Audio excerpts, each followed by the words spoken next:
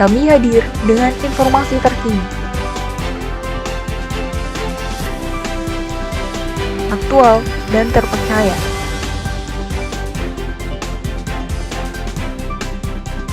Menyajikan berita dari berbagai isu sosial, politik, kriminal,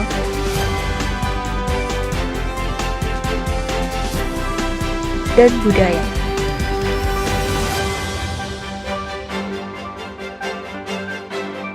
Memberikan informasi sesegera mungkin. Bersama kami, Flash News. Selamat malam pemirsa, Flash News kembali hadir di sela-sela aktivitas Anda. Bersama saya Tria Kuryawati dan rekan saya Muhammad Azul Hakim yang akan menemani Anda dalam 30 menit ke depan, tentunya dengan berita terbaru dan teraktual bersama kami di Flash News.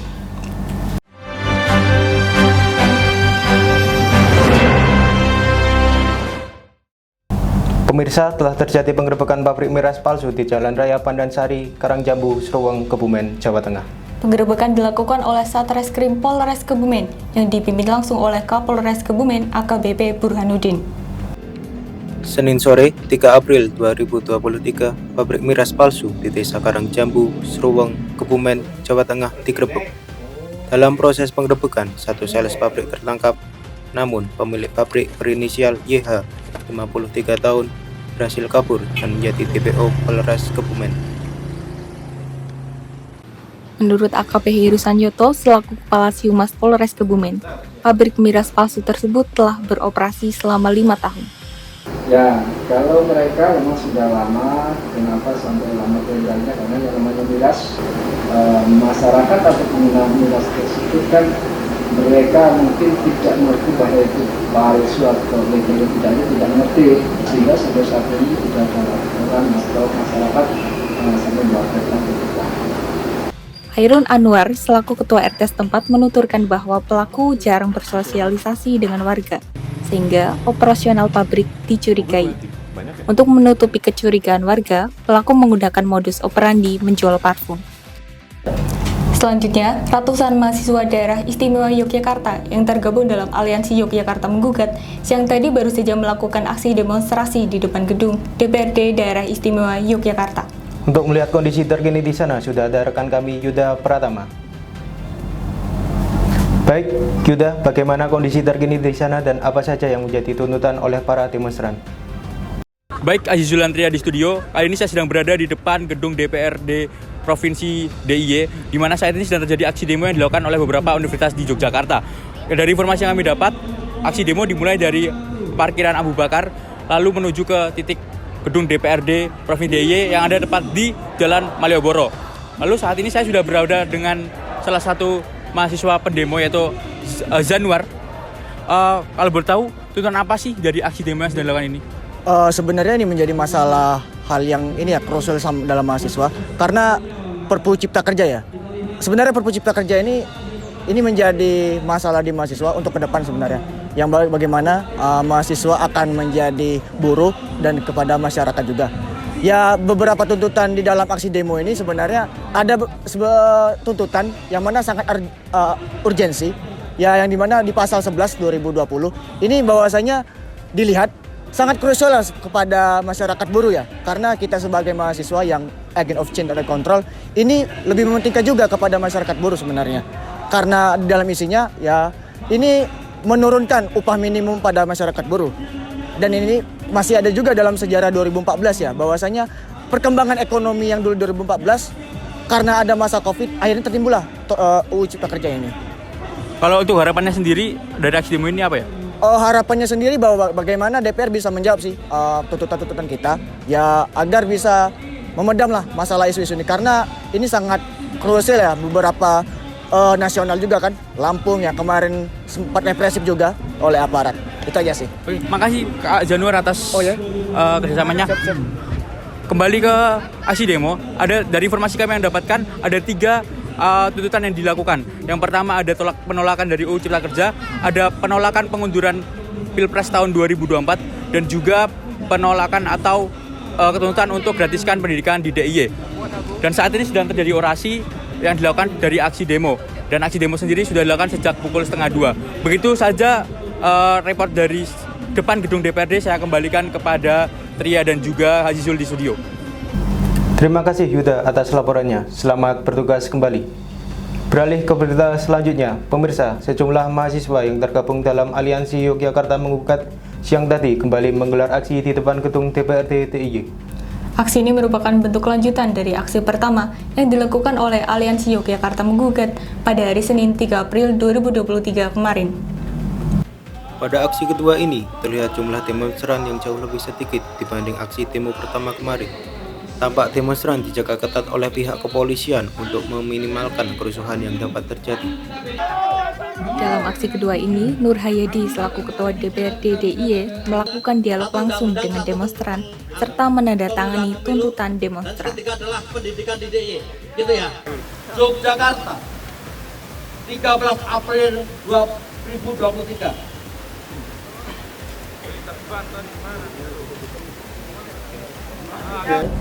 Baik pemirsa, jangan kemana-mana dulu. Setelah ini akan ada serba-serbi Ramadan. Kami akan kembali setelah jeda iklan berikut ini.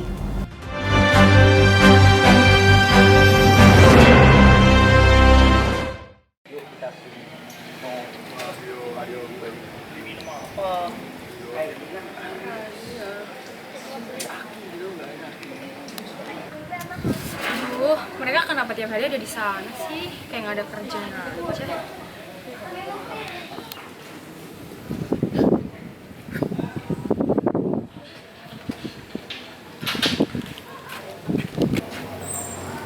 Buru-buru banget gimana nih? Buru-buru mas, bisa tolong minggir? Ini aku pijitin biar gak capek. Mas, tolong ya seenaknya ya sama saya.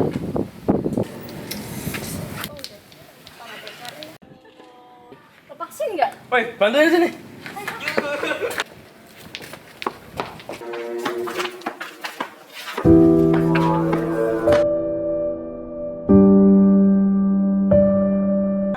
Aduh, kok panas banget sih hari ini?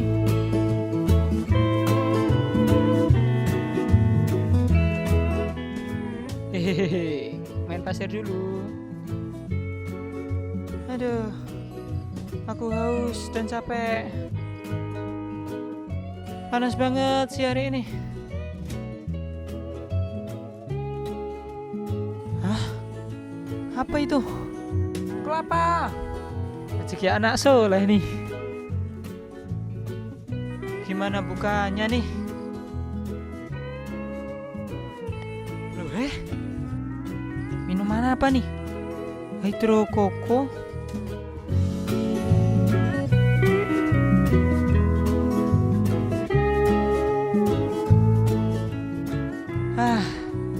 Segarnya. Hydro Koko, real coconut butter.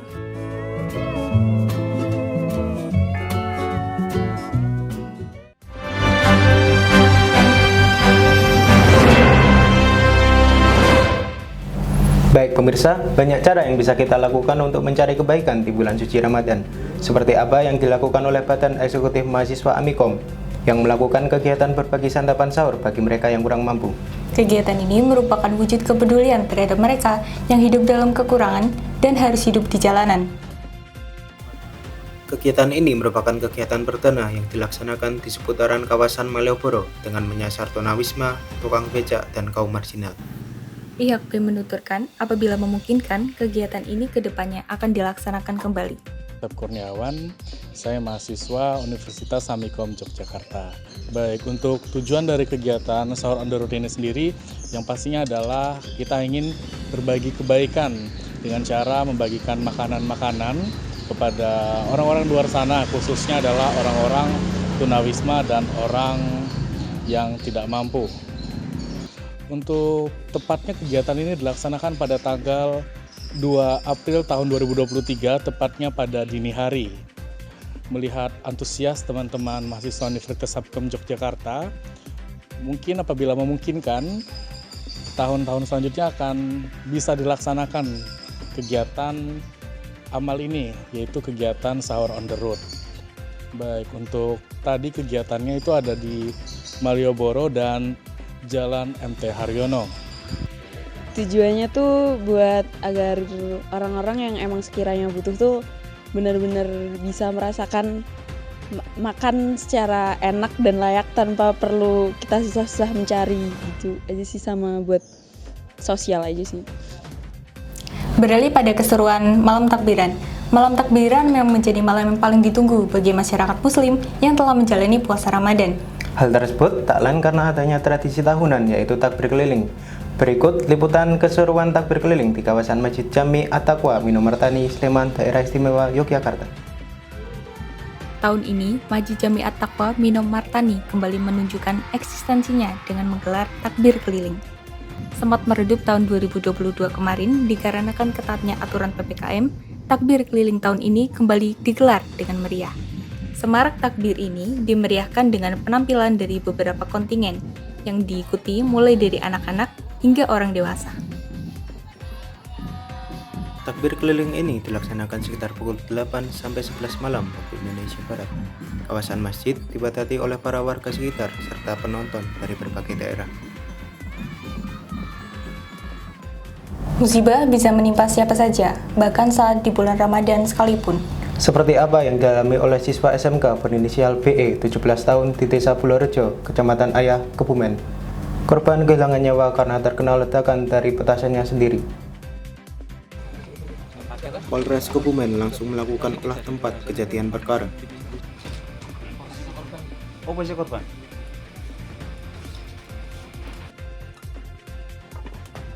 AKP Heru Sanjoto selaku Kepala Sihumas Polres Kebumen memberikan keterangan korban membuat petasan dengan bermodalkan video YouTube. Korban meracik petasan bersama 2 orang temannya di depan halaman rumah korban.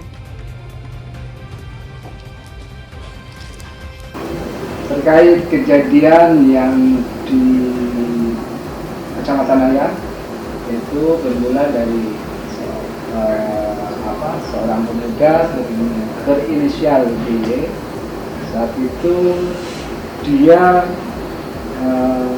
meracik atau membuat petasan yang mana dia mencoba mengemas atau membuat petasan. Ya memang kalau saya nilai banyak terjadi pembuatan petasan itu sangat merugikan. Itu mungkin karena tekanan ekonomi, tapi memang pola pikir orang itu kan beda-beda, harusnya memberikan resiko bahaya menyangkut nyawa. Menurut Ibu, boleh tidak anak-anak itu bermain petasan? Yang jelas saya tidak. Kalau anak saya jelas tidak boleh, karena sangat merugikan. Dampak dari ledakan petasan tersebut mengakibatkan teras rumah korban mengalami kerusakan parah dan beberapa rumah tetangga korban mengalami kerusakan ringan. Orang tua korban selalu memperingati korban untuk tidak meracik petasan, namun korban mengabaikannya. Akibat kejadian ini, Kepolisian Resor Kebumen lebih gencar lagi memberi sosialisasi terhadap warga mengenai bahayanya petasan. Pemirsa, Universitas Samikom Yogyakarta telah melakukan pembelian tanah kosong di Gunung Kidul. Untuk apakah tanah tersebut? Selengkapnya di Flash In-Depth setelah jeda iklan berikut ini.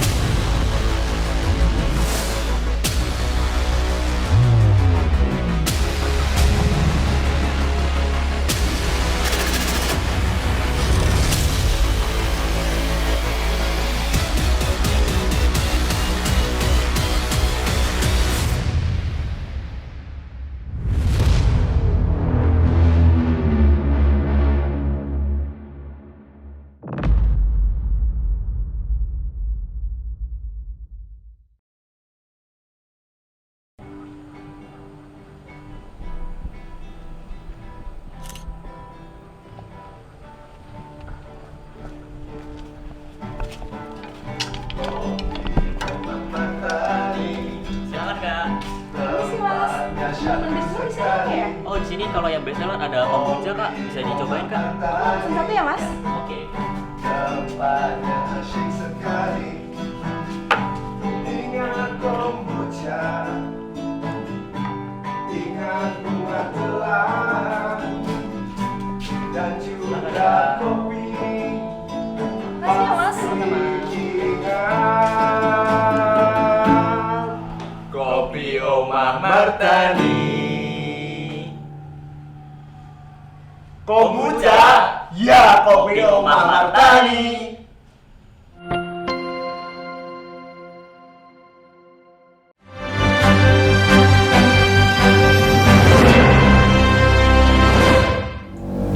Universitas Amikom Yogyakarta merupakan salah satu dari puluhan universitas swasta di kota Yogyakarta tentunya. Ternyata diam-diam melakukan sebuah pembelian tanah kosong di Gunung Kidul, daerah istimewa Yogyakarta. Belum diketahui dengan pasti tujuan pihak Amikom membeli tanah kosong tersebut. Akankah ada kampus 2? Dan masih banyak spekulasi lainnya. Selengkapnya di Flash In-Depth pembelian tanah kosong di Gunung Kidul, Universitas Amikom Yogyakarta.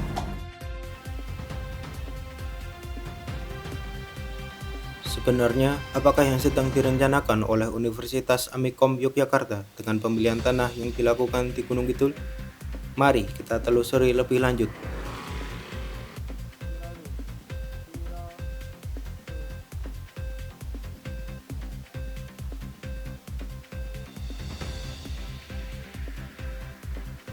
Menurut Rahmanto, selaku staf kelurahan daerah setempat, menuturkan pihaknya tidak mengetahui dengan pasti karena belum ada pertemuan langsung dengan pihak universitas.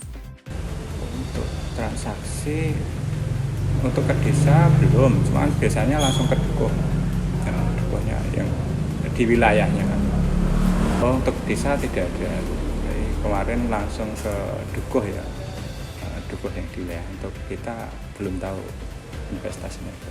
Ya tahu kalau situ sudah dibeli, cuman secara fix luasnya berapa kita. Negosiasi telah terjadi sejak awal Oktober 2022. Namun, kesepakatan pembelian dilakukan pada Januari awal 2023. Pembelian tanah tersebut rencananya digunakan untuk dibangun gedung penelitian menurut informasi yang kami terima dari Surahman selaku Kepala Dukuh Ploso II. Surahman Selaku Dukuh Ploso II. Kalau pembayaran awalnya itu bulan Januari 2023. untuk pertemuan pertama negosiasi atau untuk Negosiasi sekitar Oktober 2022. Kalau itu kan tanah bentuknya kan masih ada yang sertifikat, ada yang masih letter C. Kalau pengajuan awalnya dulu itu hampir 11 hektar. Tapi untuk yang letter C itu kan ada pengukuran ulang dari BPN biar valid gitu.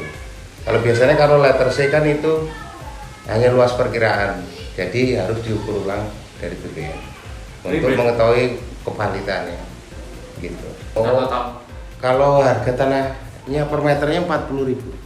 40.000. Ya, 40.000 per meter. Atas kesepakatan dari pihak penjual sama pihak Amikom. Kalau nggak salah itu buat penelitian ke depannya. Lantas, untuk apakah pembelian tanah tersebut? Jadi gini, jadi itu dalam rangka kita itu menyambut proyeksi ke depan ya, bahwa ada program Jogja itu nanti menghadap ke selatan. Ibarat rumah itu terasnya di selatan, kira-kira seperti itu. Nah, memang masih lama. Nah, untuk itu kita mempersiapkan, kita cari lokasi di sana di daerah Gunung Kidul. Luasnya kurang lebih 11 hektar. Jadi lebih tepatnya bukan disebut sebagai proyek, tapi itu memang rencana pengembangan ataupun perluasan.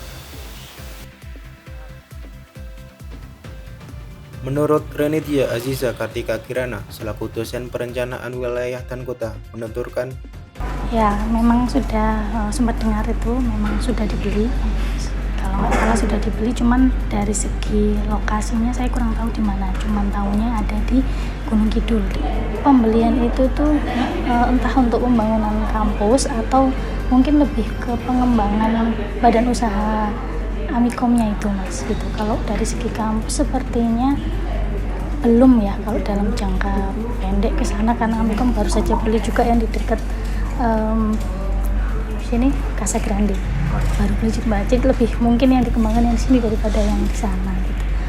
Tapi kalau misalkan dengan adanya kaitannya tadi yang ditanyakan Mas terkait dengan Amikom yang ada di Gunung Kidul, kalau mungkin nanti Amikom dikembangkan di sana pastinya akan ada dampak ya, dampak ada banyak dari segi fisik, kemudian sosial, kemudian ataupun ekonominya. Dari pembelian tanah tersebut, beberapa dosen sudah mengetahui. Kalau teman-teman yang lain jujur saya kurang tahu, tapi kalau saya sendiri hanya sedikit informasi yang saya tahu bahwa memang pembelian tanah di Gunung Kidul sekitar 9-10 hektar oleh Amikom Yogyakarta memang betul ada. Tetapi sifatnya hanya untuk investasi, sedangkan pembelian tanah juga dilakukan di daerah Maguwoharjo, di sekitar stasiun Maguwo. Itu nantinya sesuai proyeksi Prof. Suyanto itu akan dibangun duluan daripada yang di Gunung. Bagaimana pandangan mahasiswa mengenai hal tersebut? Kalau dari saya sendiri sih sebenarnya saya baru dengar ya itu ada berita bahwa kampus punya lahan di Gunung Kidul. Kalau pendapat saya sendiri sih mungkin ya, kalau misalnya tergantung itu mau dibuat apa dulu lahannya. Kalau misalnya dibuat kampus, kalau menurut saya itu akan sangat lama. Kemudian untuk mahasiswa yang dari Jogja harus naik ke Gunung Kidul juga itu sangat sulit sih.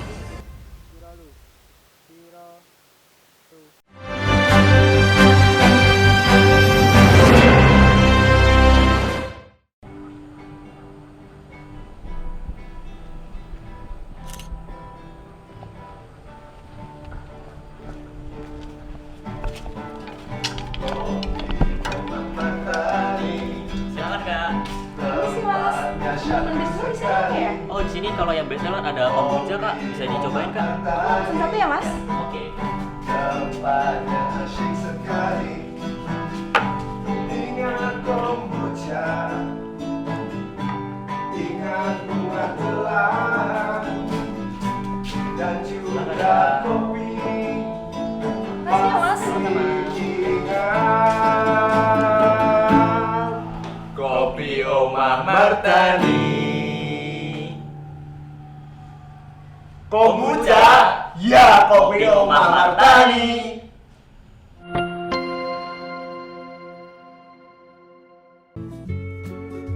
Aduh, aku haus dan capek.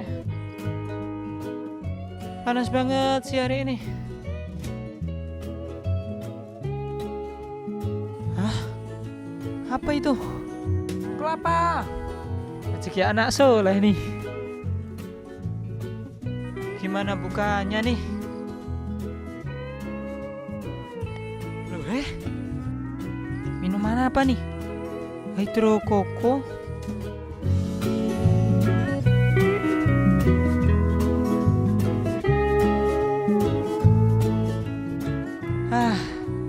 Segarnya.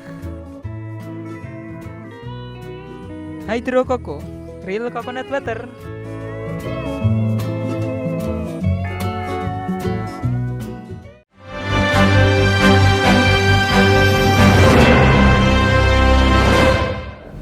Di salah satu sudut kota Yogyakarta sendiri, jajanan zaman dulu satu ini tak kalah saing dan masih eksis di tengah gempuran cemilan kekinian. Bahkan pelanggannya pun berasal dari berbagai penjuru kota. Inilah roti kembang waru dari Kota Gede, Daerah Istimewa Yogyakarta. Roti kembang waru, dari namanya saja sudah terdengar unik ya pemirsa. Pak Basiran atau yang akrab disapa Pak Bas ini sudah membuat roti kembang waru sejak tahun 1983. Roti kembang waru ini terdiri dari 8 kelopak yang mewakili 8 elemen unsur alam. Dengan harapan, jika seorang pemimpin memiliki 8 elemen tersebut akan menjadi pemimpin yang mengayomi masyarakat. Nek Jawa ki tembunge iki Hasto Broto.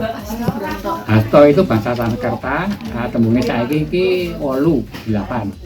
Broto itu kebaikan, kemuliaan. Maka dari itu kalau ada orang bersifat 8 pokok penuh bisa ngomong rakyatnya, bisa menjadi raja, bisa mayomi.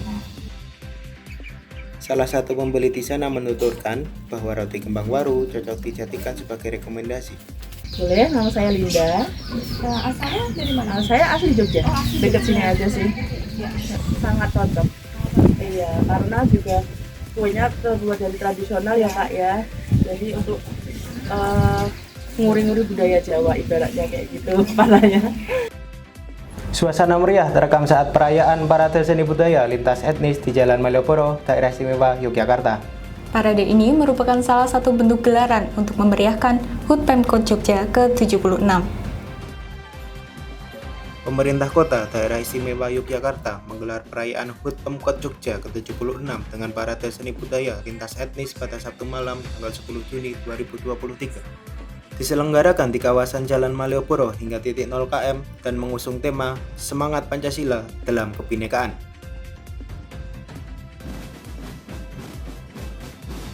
Parade ini dimeriahkan dengan penampilan heterogenitas kesenian dari berbagai daerah. Selain itu, drum band dari Gema Dirgantara STTKD Yogyakarta juga turut ambil bagian dalam parade ini.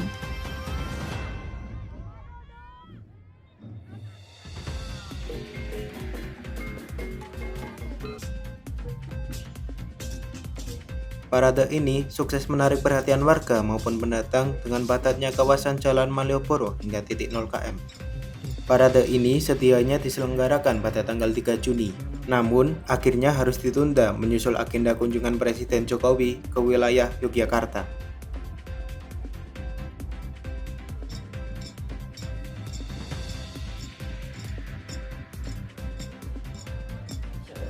Beralih ke berita selanjutnya. Pemirsa, warga Desa Jimbung, Kalikotes, Klaten kembali menggelar tradisi kenduri ketupat setelah tertunda pandemi.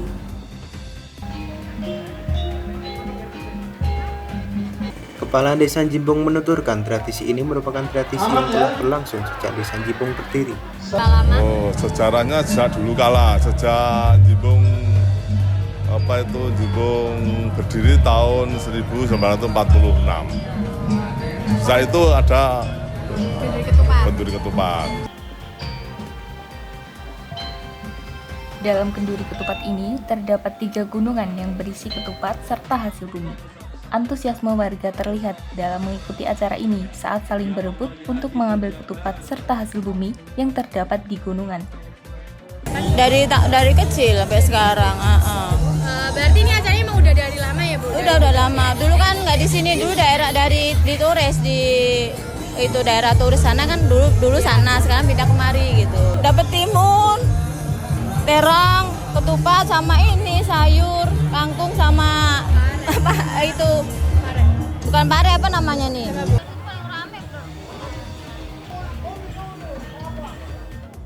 Pemirsa, liputan wisata libur lebaran di Gunung Kidul akan menjadi penutup Flash News pada malam hari ini. Selamat melanjutkan aktivitas Anda. Saya Muhammad Azizul Hakim dan rekan saya Tria Koryawati bersama kru yang bertugas pamit undur diri. Terima kasih dan sampai jumpa. Momen libur lebaran menjadi momen yang paling ditunggu oleh perantau dengan menghabiskan waktu bersama keluarga di kampung halaman. Pantai menjadi salah satu tujuan yang banyak dipilih sebagai destinasi libur lebaran bersama keluarga tercinta. Salah satunya adalah Pantai Drini di Desa Banjarrejo, Tanjung Sari, Gunung Kidul, Daerah Istimewa Yogyakarta. Dengan keluarga serta saudara-saudara yang lain. Selain pemandangannya indah, ombaknya juga nggak terlalu besar, jadi aman buat anak kecil. Banyaknya pengunjung membuat penjaga Pantai Drini bekerja sama dengan SAR setempat untuk memberikan penjagaan dan antisipasi ekstra. Persiapannya terutama personel kita di titik-titik pantai yang sudah ada kunjungan wisata, sudah posisi personel. Artinya yang semua personel itu juga dibekali peralatan.